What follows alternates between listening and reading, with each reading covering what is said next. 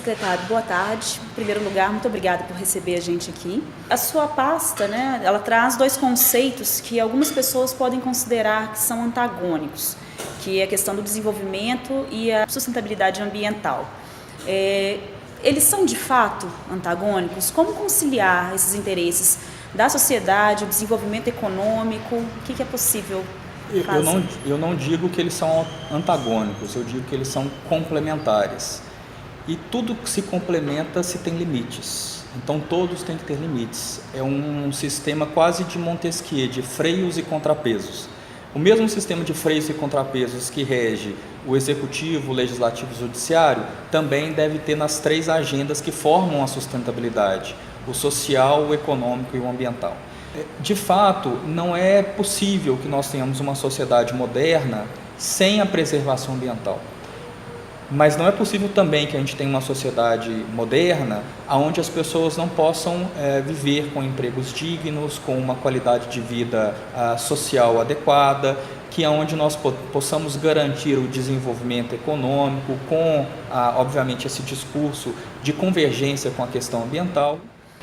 A Secretaria passou por várias transformações ao longo das duas últimas décadas, Existe a aprovação da nova lei do CISEMA em 2016, que promoveu a devolução das competências ao IF e ao IGANHO, e em menor proporção à FEAM, uma vez que o licenciamento continua com a SEMAD.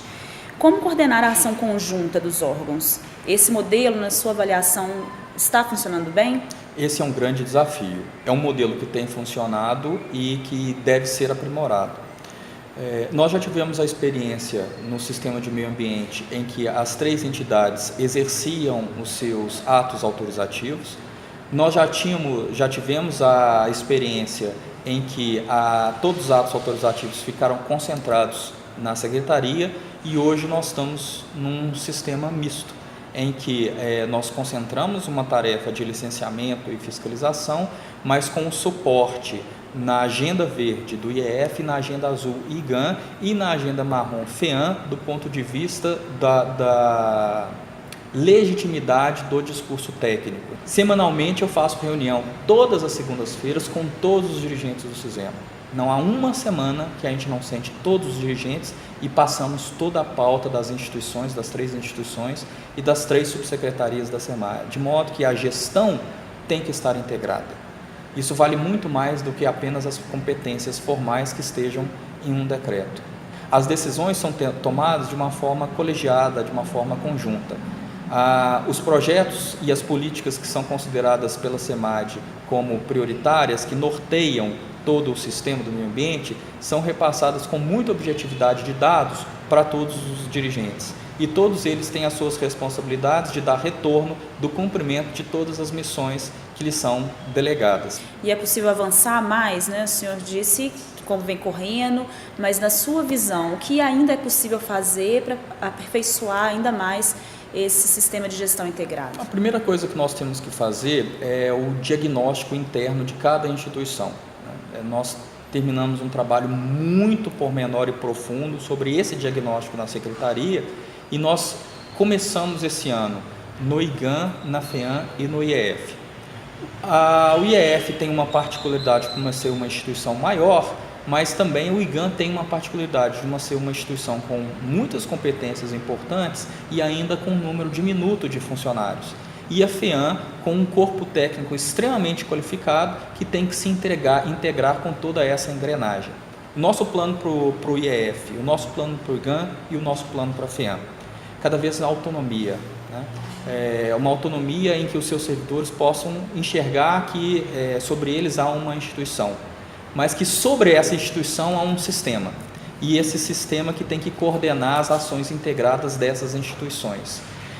Eu acredito que ao finalizar o nosso diagnóstico, que justamente tem se aplicado a partir de agora, com essa assunção das responsabilidades, que começou agora, recentemente, desde maio para cá, nós teremos um diagnóstico preciso de onde nós temos servidores, aonde os servidores estão mais bem aproveitados ou menos bem aproveitados, aonde essas instituições poderão circular e lotar melhor os seus servidores, aonde nós teremos a possibilidade de ampliar mais a regionalização dessas instituições, e aí sim é o que nós pensamos para os próximos meses, para os próximos anos.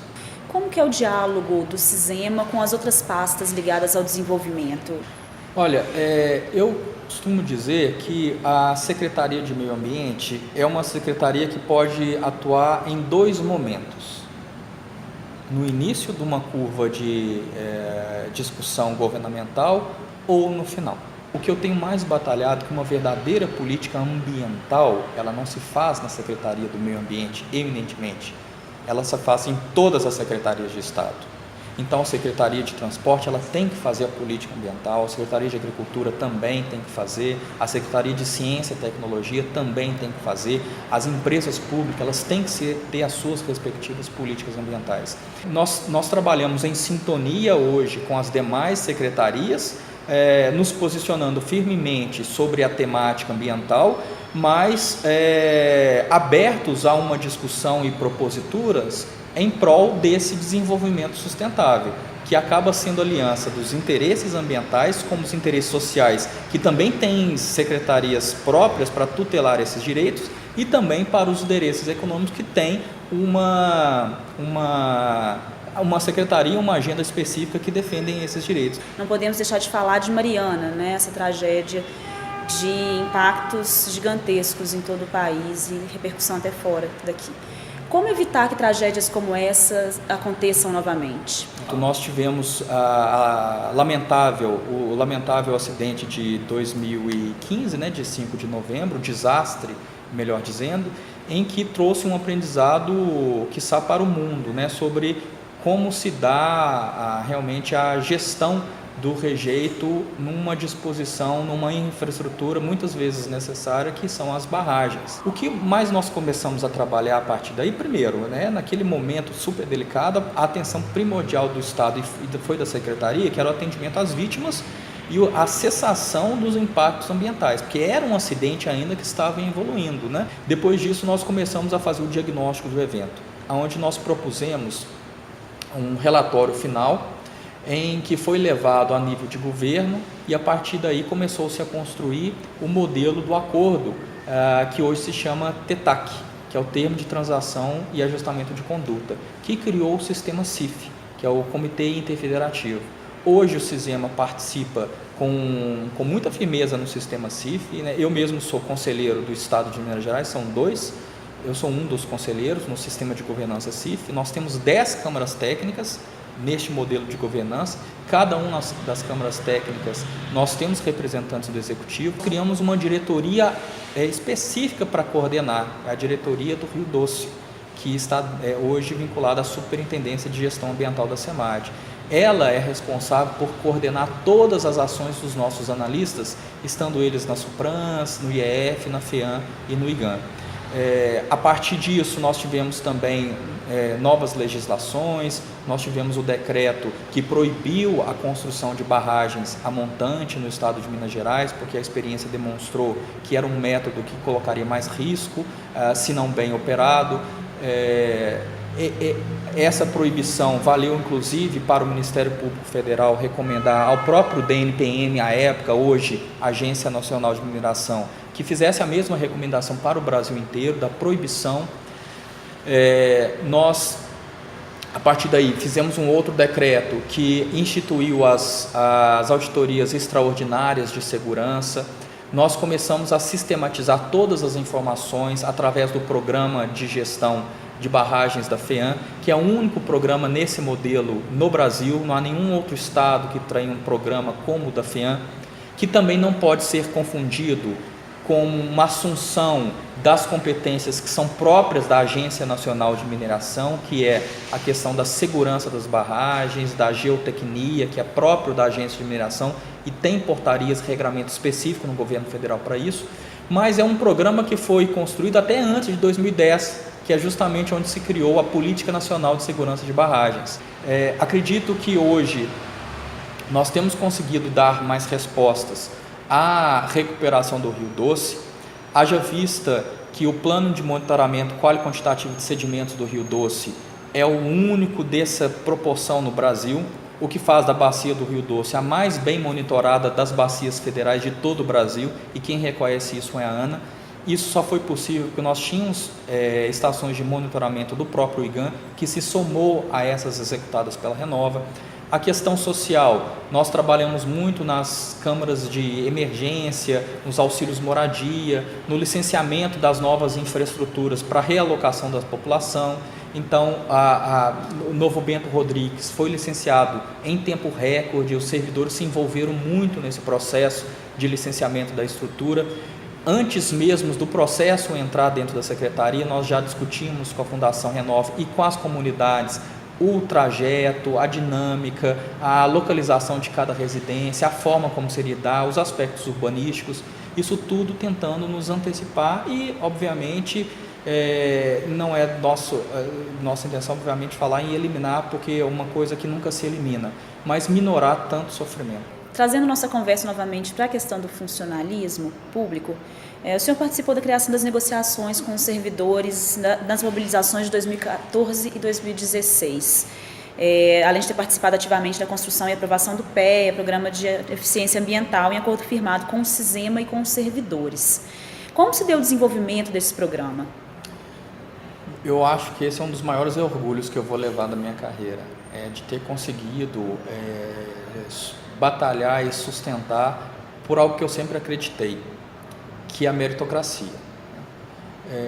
O serviço público, em épocas de crise, é sempre um dos primeiros a serem combatidos, como motivo de culpa por todos os flagelos de administrações que não conseguem uma solvência econômica ou financeira, diante de tantos problemas estruturantes que o país tem.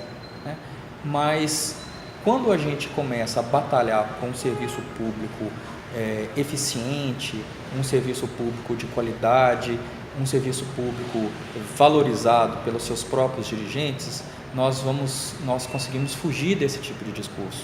Porque hoje na SEMARG e no CISEMA, nós podemos dizer que nós temos uma secretaria extremamente eficiente. Então, quando nós começamos a discutir, sobretudo depois do primeiro movimento de 2014, era algo que para mim era muito evidente e que às vezes eu sentia que não estava tão evidente assim para o governo, que era o fato de se enxergar que o servidor, ele não era salário. É claro que quando você está dentro de uma categoria, você reivindica por melhores condições de salário também. Mas a coisa que estava em questão ali em 2014 era das condições de trabalho. E as condições de trabalho, existem diversas ações, ferramentas e políticas que podem ser aprimoradas em prol daquela carreira. Foi isso que nós começamos a batalhar. Infelizmente, em 2015 eu não tive a possibilidade, porque eu não fiquei na transição, mas quando eu retornei, nós estávamos com todas as ideias já prontas nas cabeças para podermos executar. Então, o que nós tínhamos naquele momento era, primeiro, o servidor quer capacitação. Então, nós temos que trabalhar em tantas quantas capacitações possíveis para dar tranquilidade para esse servidor. Segundo, nós temos que dar segurança jurídica para o trabalho dele aqui dentro. Nós colocamos na lei que a Advocacia do Estado é obrigada a defender o servidor no seu exercício profissional. Colocamos também, implantamos a partir daí também a reestruturação da frota do CISEMA. Começamos a atualizar todos os sistemas de informática, ainda há trabalho a ser feito, mas começamos a estruturar novamente com novos sistemas de informação, nova TI. Começamos a dar eficiência ao trabalho do servidor, dando ferramenta para ele de trabalho. Melhoramos alguma sede, haja vista, por exemplo, a sede do norte de Minas, de Montes Claros, que para mim hoje é a sede mais moderna das superintendências regionais de todo o estado de Minas Gerais, e a nosso campo também avançar também nessas estruturações das nossas sedes, na próxima gestão. Enfim, havia muito a ser feito para o servidor e eu posso dizer realmente com toda humildade que nós fizemos muito. Há muito a se fazer, mas nós fizemos muito pela carreira do servidor, porque nós acreditamos nela. Uma outra questão era, aí sim, na fixação desse trabalhador aqui dentro. Então, na segunda negociação que nós tivemos, foi justamente a oportunidade de estruturar um plano de carreira feito com uma garantia judicial. Então, hoje nós temos um acordo judicial em que, uma vez saído do limite de responsabilidade fiscal, o governo tem que mandar para a Assembleia o projeto de lei com o plano de carreira dos servidores, aonde nós fixaremos aí sim o servidor numa carreira que é progressiva, com critérios de promoção muito claros e evidentes, que dê vontade de você começar a carreira e que você também tenha vontade de permanecer nela, porque você sabe até onde você vai chegar com ela.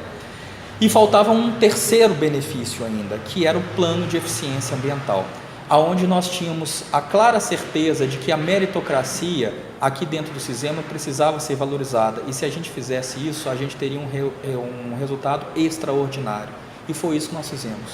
Não adiantava ter feito o plano de eficiência antes das ferramentas, porque senão as pessoas ficariam compreendidas numa meta que não poderia ser possível cumpri-la. Nós vemos todas as ferramentas. A partir de aí nós começamos num terceiro fator, que era o fator da eficiência, né? Essa foi a vocação do PEA, que no ano de 2018 apresenta os seus primeiros e extraordinários resultados, mas que só foi possível porque o servidor acreditou na gestão da SEMAD no ano passado e sabia que nós estávamos implantando a gestão e que ao chegar no final do ano nós iríamos mostrar para toda a sociedade e para o governo: olha, é isso que a categoria fez. 2017 foi o primeiro ano da história em que se conseguiu decidir mais processos de licenciamento que entrou. Isso nunca foi possível. Muito se fala sobre a terceirização, né, das atividades. Esse cenário todo que o senhor descreveu, seria possível se a terceirização fosse acatada? Qual a sua opinião sobre esse assunto? Eu acredito que a terceirização para as tarefas que são precípuas de polícia, elas são inadmissíveis. Esse é o meu entendimento. Eu acredito que é possível se discutir tarefas complementares à tarefa de regularização, à tarefa de fiscalização, atividades que são complementares. E isso, os casos práticos nos ajudam a estabelecer quais seriam. Áreas meio, né? Até mesmo em apoio às áreas finalísticas. Então eu tenho, por exemplo, os nossos servidores, que são os cérebros das decisões de controle de fiscalização, mas eu posso ter profissionais também que dão suporte a essas avaliações, sob sempre a chancela final dos nossos servidores, que são aqueles que ao fim e ao cabo têm a responsabilidade e o comprometimento, o estudo necessário, a capacitação necessária para conduzir a decisão final. Eu acredito que a valorização do servidor também passa por isso, da valorização da sua carreira e das suas competências. Então, com muita cautela que a gente tem que pensar, sim, a realização sempre dos concursos públicos, porque nós necessitamos de uma solubilidade desse servidor ao longo do tempo, né? Nós não podemos só admitir o servidor sem um impacto dele ao longo do tempo, porque senão ele vai prejudicar também todos os demais que já estão aqui. Então, qual foi o que nós estamos preparando pensando nisso? É a questão da eficiência. Aonde nós conseguimos chegar com os nossos servidores? Hoje nós temos tudo diagnosticado, então nós conseguimos fazer isso com essa eficiência. Nós nos propusemos a fazer essas atribuições e essas políticas. A partir de agora, a mais, nós necessitamos de uma nova força de trabalho. E essa nova força de trabalho pode vir por um novo concurso público, mas pode vir também com cooperações através de outras instituições. E aí eu digo os municípios, né? Os municípios têm tantas atribuições ambientais quanto o Estado também tem. Ao final das contas, o que nós queremos é qualidade ambiental. E nós precisamos de braços federativos que nos ajudem nisso. Então, se um município é capaz de fazer a fiscalização, o licenciamento daquilo que causa impacto local, ganha o Estado de Minas Gerais como um todo. Então, isso é uma das possibilidades, mas nunca se pode descartar o concurso público e uma carreira realmente estável, com progressão, que possa ter a noção exata das suas atribuições, com um conhecimento formado e que fica aqui dentro, por isso nosso trabalho para evitar essa evasão da carreira, para que um servidor que entre possa realmente assimilar ao conhecimento técnico daquele servidor que está deixando o CISEMA por uma aposentadoria. Bom, para a gente encerrar nossa conversa, a partir de toda a sua experiência, de todo esse cenário que é de desafios, mas também de conquistas, qual seria a mensagem que o senhor deixaria para os servidores do meio ambiente? Uma mensagem de esperança. Eu acredito que se cada servidor puder por algum momento sentar e refletir sobre tudo aquilo que nós fizemos em apenas 2 anos e que antes parecia algo tão impossível de se fazer, ele pode ter esperança que a gente pode fazer ainda muito mais, porque foram só 2 anos. Eu acredito também que é um senso de dever cumprido. Eu faço questão de registrar todos os elogios que a gente recebe na pasta funcional de cada servidor. Possivelmente nem eles saibam disso, mas todos os e-mails que eu recebo, eu mando diretamente para a gestão de pessoas arquivar aquele elogio na pasta funcional de cada servidor, que é o mínimo que ele merece, né? Nós que somos, né, tão visados, né, por diversos outros setores, como uma secretaria que é importante, mas que quando não presta o serviço com eficiência, ela pode ser responsável por atrasar um vetor de desenvolvimento, ele merece o elogio também, porque isso está deixando de acontecer. Hoje, não há nenhum discurso que possa ser feito de que a SEMAD não trabalha muito firmemente no desenvolvimento sustentável. O servidor é aquele que traz a cara do meio ambiente. E eu quero deixar para o servidor essa noção da inovação. A minha gestão, eu quero que ela seja marcada pela modernidade, pela inovação. E que cada um que converse com um servidor do meio ambiente, cada cidadão mineiro que converse com o servidor do meio ambiente, em quaisquer das nossas N estruturas que nós temos em Minas Gerais afora, que saia com um sentimento: nossa, como eu fui bem atendido. Realmente aquele servidor me atendeu super bem, me disse o que eu precisava ouvir e eu estou satisfeito com o atendimento que eu tive. É isso que eu espero.